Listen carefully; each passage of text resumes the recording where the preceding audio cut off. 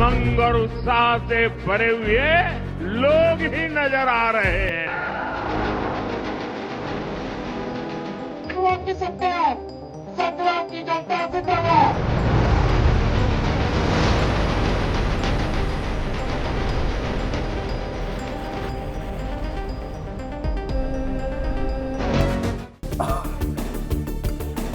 பீகார் சட்டசபை தேர்தலில் ராஷ்டிரிய ஜனதா தளம் கட்சிக்கு பெரும் பின்னடைவு ஏற்பட்டிருக்கிறது. கடந்த தேர்தலில் 75 தொகுதிகளில் வெற்றி பெற்ற அந்த கட்சிக்கு இப்போது 34 தொகுதிகளில் தான் முன்னிலை கிடைத்திருக்கிறது. கடந்த தேர்தலில் ஆர்ஜேடி கட்சி 75 தொகுதிகளை கைப்பற்றி அந்த மாநிலத்தை தனிப்பெரும் கட்சியாக உருவெடுத்திருந்தது. ஆனால் இந்த முறை 34 தொகுதிகளில் மட்டும்தான் முன்னிலையில் இருக்கிறது. ஆர்ஜேடி கட்சி இந்த தேர்தலில் 143 தொகுதிகளில் போட்டிக்கிட்டாங்க. 143 தொகுதிகளில் போட்டிக்கிட்டு 34 தொகுதிகளில் மட்டும்தான் முன்னிலையில் இருக்கிறாங்க. இது குறித்த கூடுதல் தகவல்களை நம்மோடு பகிர்ந்து கொள்கிறார் செய்தியாளர் மாணிக்கம். இந்த தேர்தலில் ஆர்ஜேடி கட்சி பெரும் பின்னடைவை சந்தித்திருக்கிறது. இது குறித்த கூடுதல் தகவல்களை நீங்கள் பகிர்ந்து கொள்ளலாம். ஆர்ஜேடி கட்சி பீகார் மாநிலத்தினுடைய மிகப்பெரிய ஒரு தனிப்பெரும்பான்மை கொண்டிருக்கக்கூடிய கட்சியாக இருந்து வரக்கூடிய சூழல்ல தற்பொழுது இந்த தேர்தலினுடைய முடிவுகள் தற்பொழுது வெளியாகக்கூடிய சூழல்ல ஆர்ஜேடி கட்சி தன்னுடைய செல்வாக்கை இந்த தேர்தலில் இழந்திருக்கிறது என்பதை தான் ஒரு நிதர்சனமான உண்மையாக புரிந்து கொள்ள முடிகிறது. இன்னும் தேர்தல் முடிவுகள் இறுதியாக வெளியாகவில்லை. ஆனால் முன்னிலை நிலவரங்கள் வெளியாகக்கூடிய சூழல்ல ஏறக்குறைய 6 சுற்றுகள் எல்லாம் கடந்திருக்கின்றன. தாங்கள் போட்டியிட்ட தொகுதியில் பாதி இடங்களை கூட தக்க வைத்துக் கொள்ள முடியாத அளவுக்கு ஆர்ஜேடியுடைய செல்வாக்கு சேர்ந்திருக்கிறது.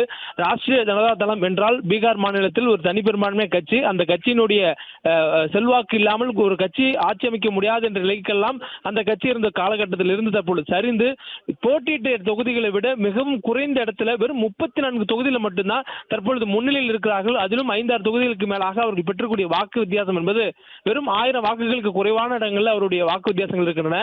இந்த சூழலில் அந்த கட்சியினுடைய தலைவர் ஆர்ஜேடி கட்சியினுடைய தலைவர் தேஜஸ்வி யாதவ் கூட சற்று நேரம் வரையிலும் அவர் பின்னடைவு சந்தித்து வந்தார். தற்பொழுதுதான் அவர் முன்னிலைக்கு வந்திருக்கிறார். அதுவும் 200 வாக்குகள் என்ற சொற்ப வாக்குகள் வித்தியாசத்தில் முன்னிலை பெற்றிருக்கிறார். இது கடந்த முறை 2020ஆம் ஆண்டு நடைபெற்ற பீகார் மாநில சட்டமன்ற தேர்தலின் பொழுது ராஷ்டிரிய ஜனதா தள கட்சிக்கு 75 இடங்கள்ல வெற்றி கிடைத்திருந்தது.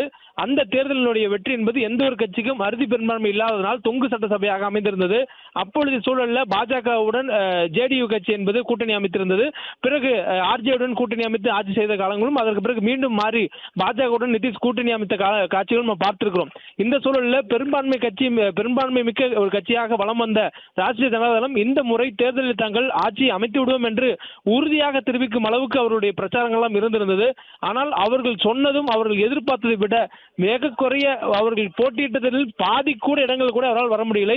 140க்கும் மேற்பட்ட இடங்கள் அவர் போட்டியிட்டார்கள். குறைந்தபட்சமாக 75 இடங்களாவது வந்திருக்க வேண்டும். ஏனெனில் அவர்கள் கடந்த முறை மட்டுமே 75 இடங்கள்ல அவருடைய வெற்றியை தக்க வைத்திருந்தார்கள்.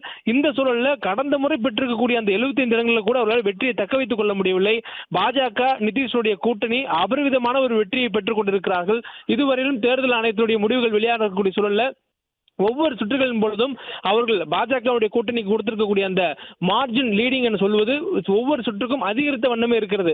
ஒரு சுற்றில் பாஜகவுக்கும் மற்ற சுற்றில் எதிர்கட்சியாக இருக்கக்கூடியவர்களுக்கும் இருந்தால் அது ஒரு இழுபறியான சூழலாக நம்ம பார்க்க முடியும். ஆனால் அதுக்கான வாய்ப்பே இல்லாம ஏறக்குறைய ஒவ்வொரு சுற்றிலுமே பாஜக மற்றும் அதன் கூட்டணி கட்சிகள் எந்த தொகுதிகளெல்லாம் முன்னிலையில் வகிக்கிறார்களோ அந்த தொகுதிகளில் தொடர்ந்து அவருடைய அந்த லீடிங் மார்ஜின் என்று சொல்லக்கூடியது அதிகரித்து வரக்கூடிய அந்த காட்சிகளையும் பார்க்க முடிகிறது. இந்த சூழல்ல ஆர்ஜேடி தங்களுடைய பலத்தை இழந்து பெரும்பான்மையான இடங்களை இழந்து பெரும் பின்னடைவை இந்த தேர்தலில் சந்தித்திருக்கிறார்கள் என்பது மட்டும் நிதர்சனமாக இருக்கிறது.